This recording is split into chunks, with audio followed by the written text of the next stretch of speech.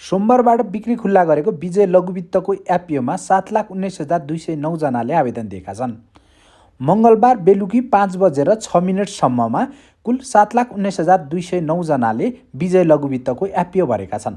विजय लघुवित्तले कुल 4,66,817 किता एफपिओ बिक्री खुल्ला गरेको छ, जसमध्ये मङ्गलबार बेलुकी 5:06 आइपुग्दा 7,19,209 जनाले भरेका छन्। विजय लघुवित्तको एफपिओ भर्ने अन्तिम दिन भने यही बिहिबार अर्थात् पुस 24 गते बेलुका 5 बजेसम्म विजय लघुवित्तको एफपिओ सर्वसाधारण लगानीकर्ताले भर्न सक्नेछन्। विजय लघुवित्तको एफपिओ भने 46,681 जनाले मात्र पाउनेछन्।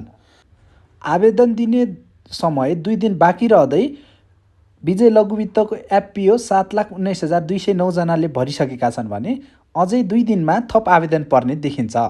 आवेदन थपिँदै जाँदा विजय लघुवित्तको आइपिओ पाउने सम्भावना भने घट्दै गइरहेको देखिन्छ।